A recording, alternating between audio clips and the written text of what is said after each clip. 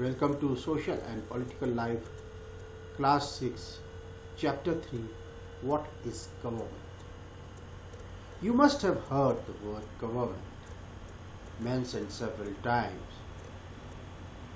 In this chapter, you will learn about what a government is and the important role it plays in our lives. What do governments do? How do they decide what to do? What is the difference between different types of governments, such as monarchies and democracies? Imagine what a school would it be like if no one was in charge of the school. Each class would have followed its own rules. Who shall be allowed to use the computer? Lab. If two classes needed it at the same time, who will take responsibility to clean the classroom? Who will decide whether to learn about maths or play football? Sounds confusing, right? To manage all this smoothly, schools appoint people to take charge of certain responsibilities, such as the principal, teachers, administrative staff, as well as the supporting staff. In this chapter, we'll learn about the levels of government, laws in the government, types of government, democratic government, and at last some fun activity. Now, what is government? Look at the image. You must have seen government of different countries, the president, from where they work. Like here, it is an image in which you can see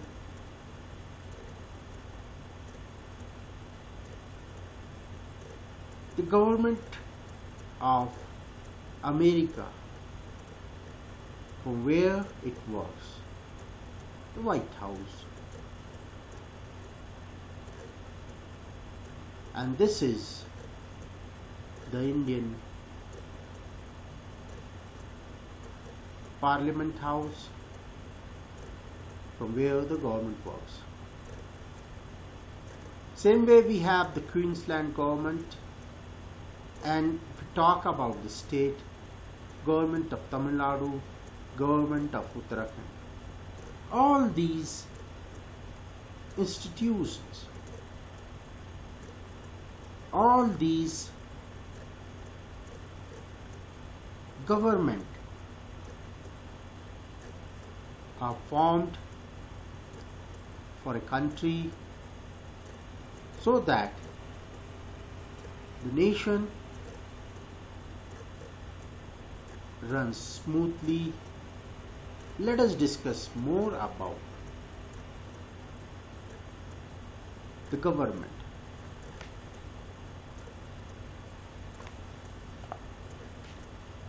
Every country needs a government to make decisions and get things done. These can be decisions about where to build roads and schools, or how to reduce the price of onions when they get too expensive, or ways to increase the supply of electricity. The government also takes actions on many social issues.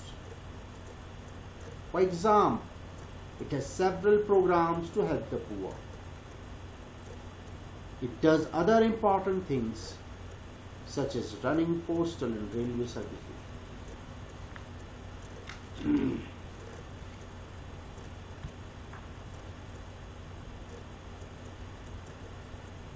Now,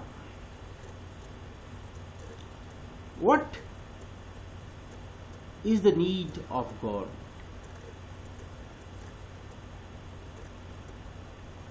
Why we need the government?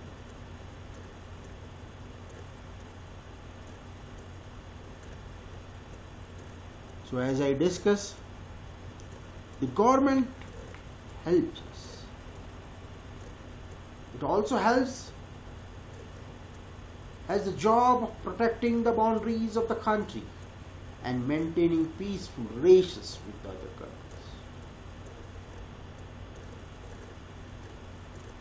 It is responsible for ensuring that all its citizens have enough to eat and have good health facilities.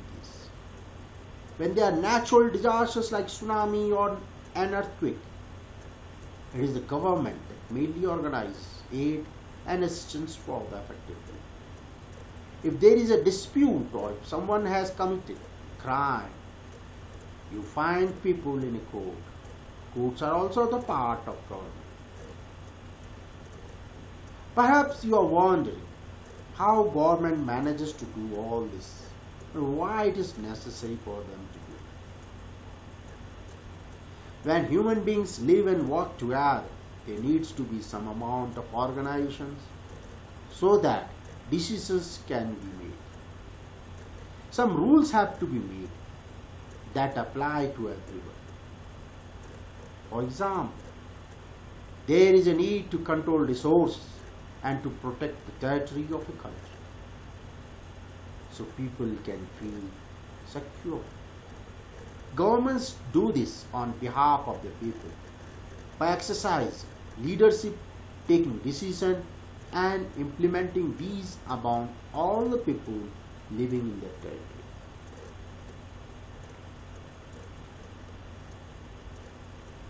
So every country needs a government for various kind of work. As we discuss, government, look at the image. Some examples are there for you. Governments are to protect rights to unorganized workers. Detailed plan to tackle floods soon, says government. Government fixes price of onions, say no shortage in the market. Supreme Court can have 5 major judges, says government. Government for revamping coal and power sector, and over 15,000 villages declared scarcity aid by government. Provides school education, rights for you, and lot of things. Making plan, law, guidelines, standards, regulations and solutions. Lot. So every country therefore needs government. So in simple words, a government is a group of people that have the power to rule in a territory according to the law. This territory may be a country, a state or province within a country or a region. Government makes laws, rules and regulations, collect taxes and print money. So it is the political direction and control exercised over the actions of members, citizens or inhabitants of communities, societies and states, directions of the affairs of the state, community, etc. Political administrations. So government is necessary to the existence of civilized society.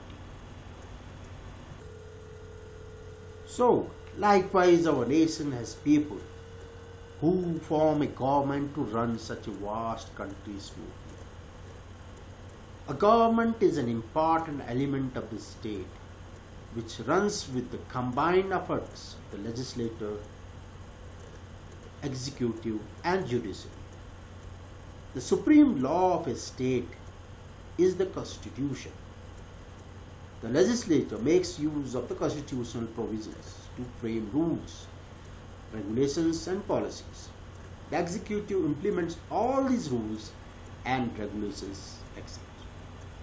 While the judiciary administers justice according to the rules enacted by the legislature and sometimes declares a certain rule as unconstitutional or holds the authority to condemn the act of the executive.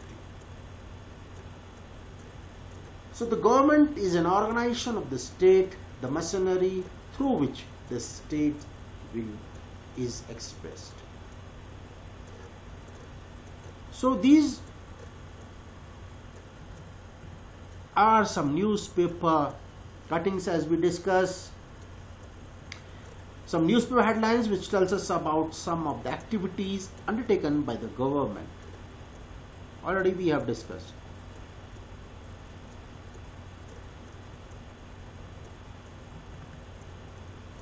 Now, why do we need government? Every nation needs some government bodies which could take decisions and keep the administration moving. In modern times, the functions of government have assumed a much wider scope. The broad functions of the government are, you can have a look of the image and you can see the different types of functions of government. Here is the parliament, where the government takes the decision. So to enact and enforce rules and regulations is the work of the government. To maintain law and order in the country, to protect the life and property of the people, to provide adequate electricity and water to the people, to run postal, roadways, airways and railway services, development of road and railway network, to control market prices, to remove poverty, unemployment, inequality and discrimination, to provide necessary infrastructure like roads, schools, hospitals, dams, etc., to protect the country from any sort of internal and external attacks, to maintain good, friendly and peaceful relations with the neighboring country, to provide relief and aid to the people in case of famine, drought, earthquake, cyclone or other natural calamities. So these are some of the functions of government, and the recent one which we are facing, in which the government is taking a lot of initiative, is your COVID-19. A lot of steps have been taken by the country, by the government, to stop this disease to spread in the country. You know much about it.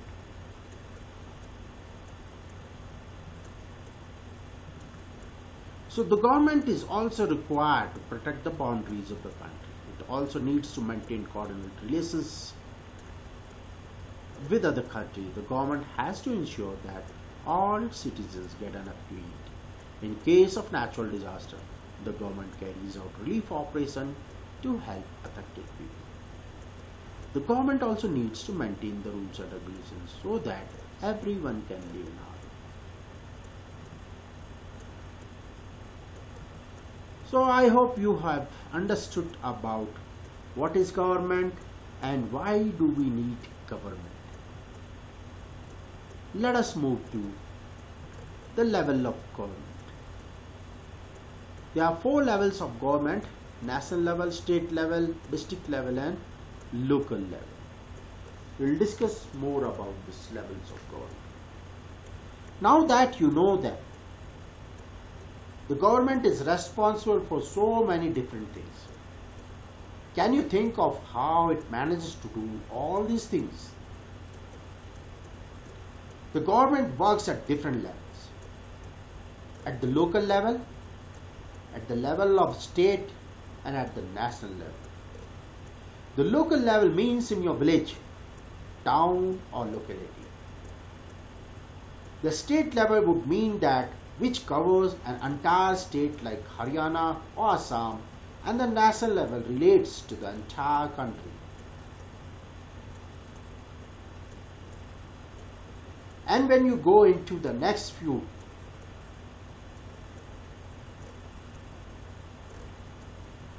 classes, you will learn about more functions of the government at the state and central level.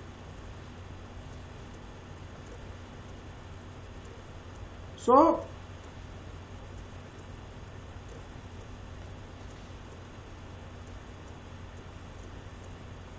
there are different levels of government as we discussed.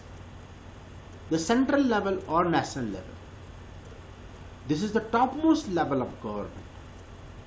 The central government looks after topics of national interest. The Prime Minister is the head of the central government. The central government operates from the national capital, New Delhi. Look at this image. This union government, state government, local governments, into two it has been categorized. This is your national level, how it works, then the state level, then the district level, and then at last the local or village level.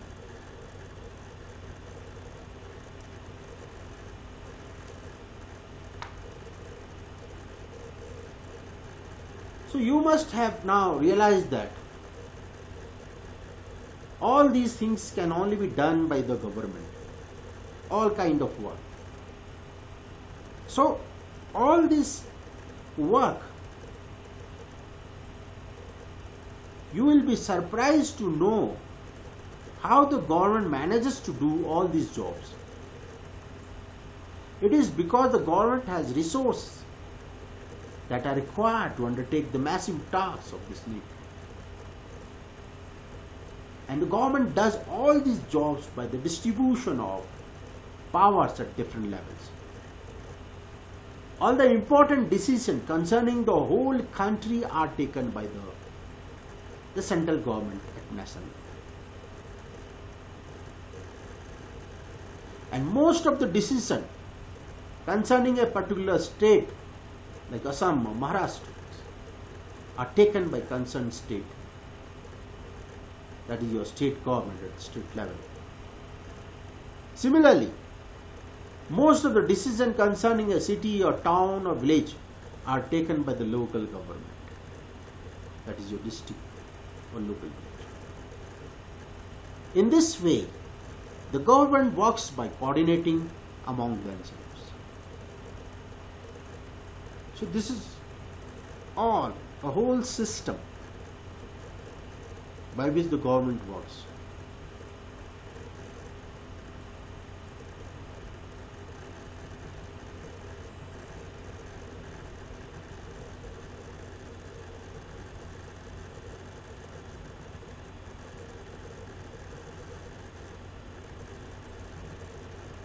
So we have discussed about this. State level we have discussed. The different states have their own level of government. The state government is headed by the chief minister of that state, and the state government looks after the state subject. Same way the district level. At the district level, the governance is in the hands of the government officials who are known as civil servants. The government official looks after the implementation of various programs at village level, at district level, etc. So village level. At the village level, the government is headed by the suffrage. The government at the village level is called the Gram Panchayat. It looks after topics of local interest. While the central government is called the national government. All other levels are called the local levels of the government.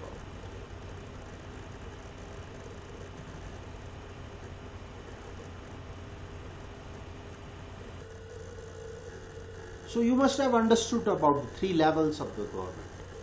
Now let us discuss laws and the government. The government makes laws and everyone who lives in the country has to follow this. This is the only way governments can function. Just like the government has the power to make decisions, similarly, it has the power to enforce its decision. For example, there is a law that says that all persons driving a motor vehicle must have a license. Any person caught driving a vehicle without a license can either be jailed or fined a large sum of money. Without these laws, the government's power to make decisions is not of much use. In addition to any action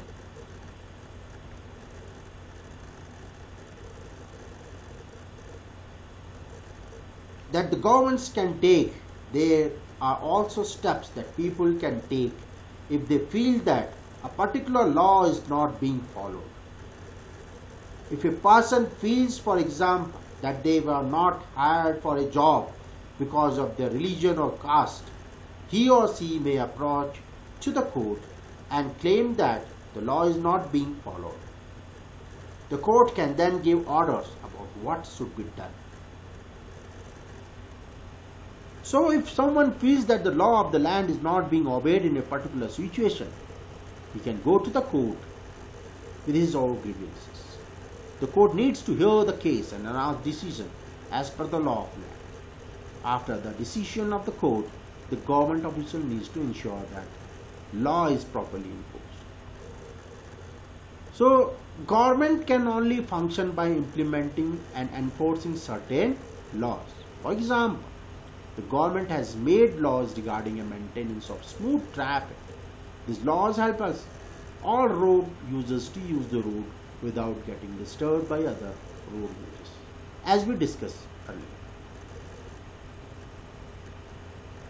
So I hope you have understood about the laws and the government and how does it work.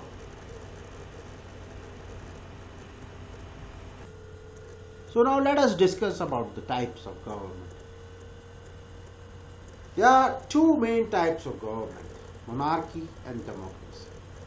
We will be discussing on these in detail. Who gives the government this power to make decisions and enforce laws? The answer to this question depends on the type of government there is in a country. In a democracy, it is the people who give the government this power. They do this through elections in which they vote for a particular persons and elect them. Once elected, these persons form the government. In a democracy, the government has to explain its actions and defend its decisions to the people. Now let us first discuss about the monarchy. Monarchy. When the head of the government is a king, it is called a monarchy. The king enjoys supreme power. Power is transformed from one king to another on the basis of inheritance. This means that the son or daughter of a king becomes the next king or queen. In this system, people have no say in selection of government. Monarchy is still being practiced in a handful of countries, example Bhutan and Saudi Arabia.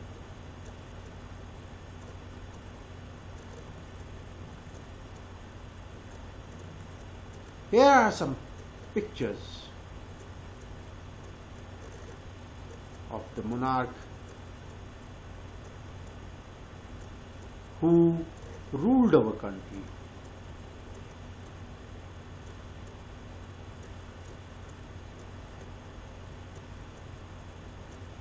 So the monarch, the king or queen, has the power to make decisions and run the government. The monarch may have a small group of people to discuss matters with, but the final decision-making power remains with the monarch.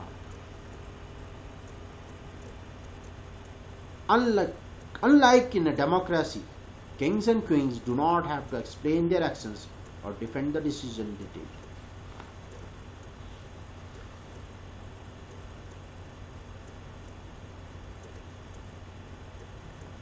So now let us discuss about democracy. In a democratic government, the rulers are elected by people. So democracy is defined as the government by the people, for the people and of the people.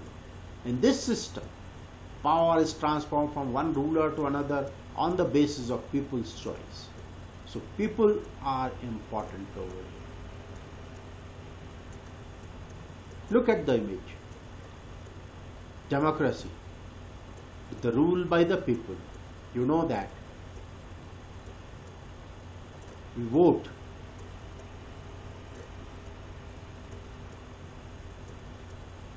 for the members whom we elect, and afterwards these members who are elected by us through the voting represents our constituency. So it is ruled by the people. So democracy is ruled by the people. It is the people who are everything in the democracy.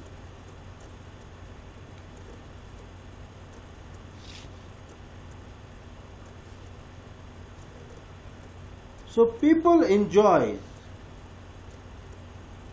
various types of freedoms and rights in a democracy. In a democratic country, they have the right to express these views, profess and religious faith of their choice, and for the matter, even criticize the government.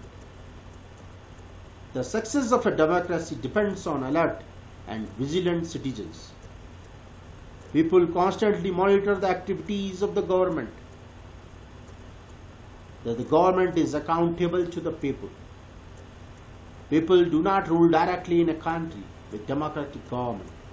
Countries which are large in size have a representative democracy in which people elect their representatives to legislatures. These representatives in turn form the government and govern the country. So in this type of democracy, a government based on majority is allowed to take decision on behalf of all the people and work for their welfare. And this system of government is known as representative democracy. Representative democracy.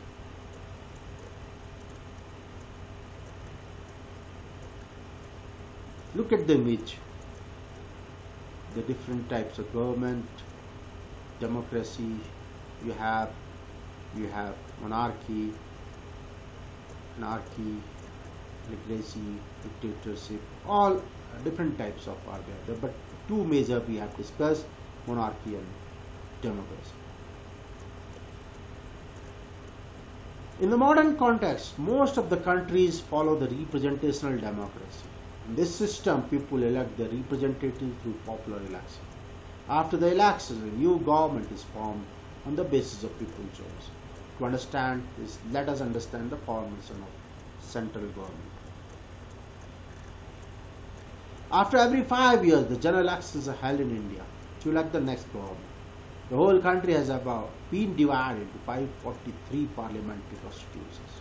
People from each parliamentary constitution elect the representative who is called the member of parliament. History of democracy. About more than 300 years ago, monarchy was the norm in most of the countries in the world. People of many countries struggled for years to ensure that democratic system replaced monarchy from most of the countries. In case of India, there was a long drawn struggle to throw out the foreign rules. Once the foreign rule ended in India, it paved the way for democratic government.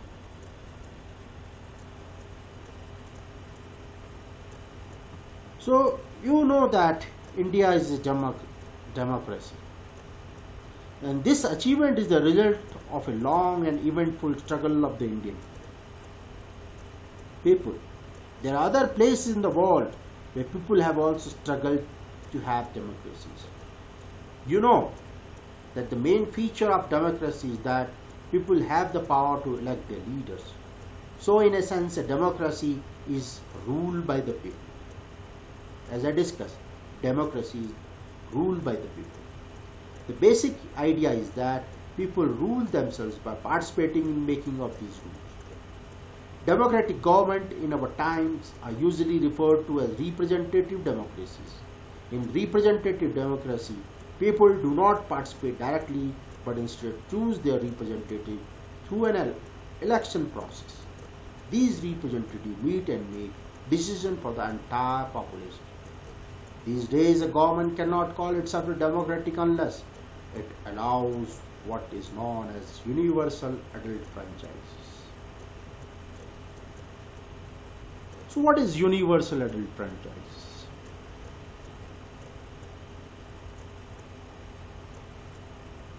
This means that all adults in the country are allowed to vote. In modern times, universal adult franchise is norm in most of the countries. Universal adult franchise means that all citizens of the country have the right to vote. This means that poor and rich, men and women, Hindus and Muslims, or Christians and Sikhs, or Buddhists, everyone has equal voting right. Vote of each person carries equal weight, irrespective of the economic status, caste, gender, or religion. In most of the countries, universal adult franchises could become a reality only after many years of struggle.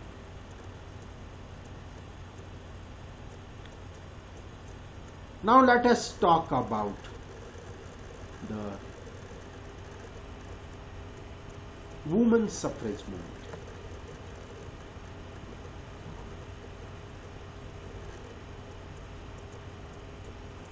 Nowhere in the world have governments willing shared power.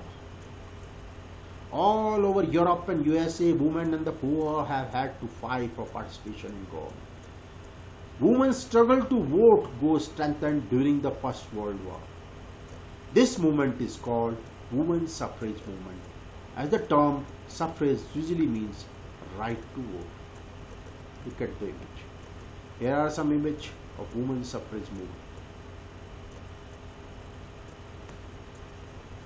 So during the war, many men were away fighting, and because of this, women were called upon to the work that was earlier considered men's work. Many women began organizing and managing different kinds of work. When people saw this, they began to wonder why they had created so many unfair stereotypes about women and what they were capable of doing. So women began to be seen as being equally capable of making decisions. The suffragettes demanded the right to vote for all women, and to get their demands heard, they changed themselves to railings in public places. Many suffragettes were imprisoned and went on hunger strikes, and they had to be fed by force. American women got the right to vote in 1920, while women in the UK got to vote on the same terms as men some years later in 1928. So let us watch a small video clip on women suffrage movement.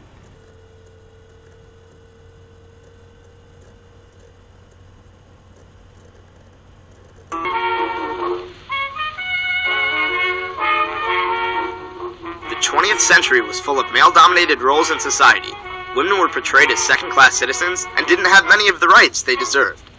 The United Nations established the equal rights of men and women in its charter, as well as in its Universal Declaration of Human Rights in 1948. This was one step in the right direction.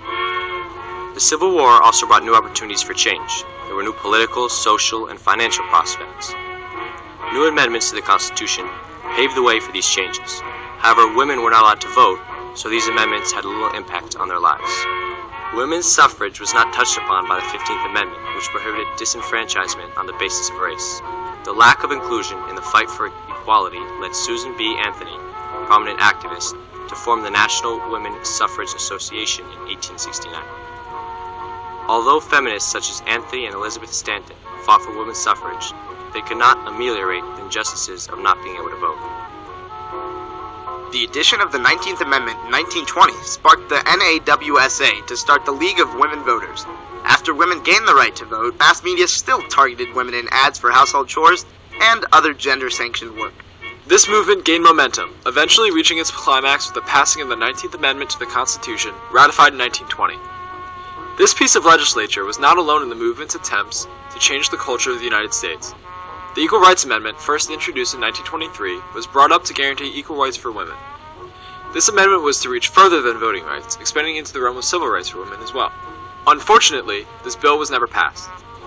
There were a few women's organizations that played a very vital role in women's suffrage. One was the National Federation Women's Club, which was formally endorsing the suffrage campaign by 1914. They had over 2 million white and colored women supporters. Around the same time, the WSPU, otherwise known as the Women's Social and Political Union in England, were using military tactics. They led hunger strikes, would picket the White House, and would commit other disobedient acts to publicize women's suffrage. They created the Declaration of Sentiments, which stated that all men and women are created equal, that they are endowed by their Creator with certain inalienable rights, that among these are life, liberty, and the pursuit of happiness. So I hope you must have liked the video on women's suffrage movement, how the women fought for their rights. But it was not always like this. Can you believe that there was a time when government did not allow women and the poor to participate in the elections? In the earliest forms, government allowed only men who owned property and were educated to vote. This means that women, the poor, the propertyless and uneducated were not allowed to vote. The country was governed by the rules and regulations that these few men made. In India before independence, only a small minority was allowed to vote, and they therefore came together to determine the fate of the majority. Several people, including Gandhiji, were shocked at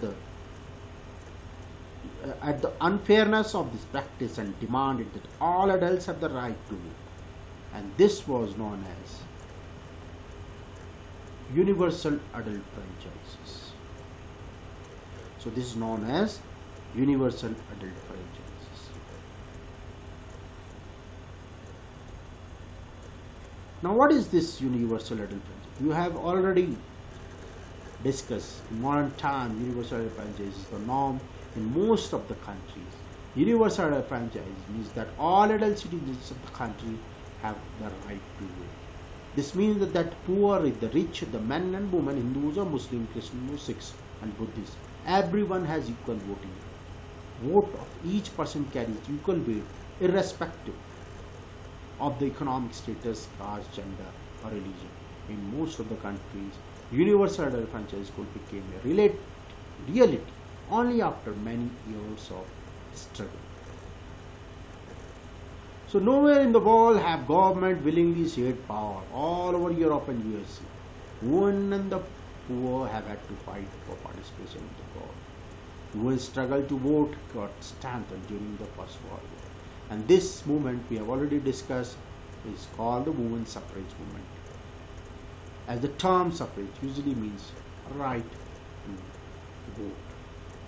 So writing in the journal Young India in 1931, Gandhiji said, "I cannot possibly bear the idea that a man who has got wealth should have the vote, but that a man who has got character but no wealth or literacy should have no vote, or that man who works honestly by the sweat of his brow day in and day out should not have the vote for the crime for being a poor man." So I hope you have understood this chapter, what is government, the levels of government, laws and the government, and at the end the women's suffrage movement. Thank you, and at the last some fun activity for you. Find out and write down about the various types of government existing in the world. Hope you must have liked it. Thanks.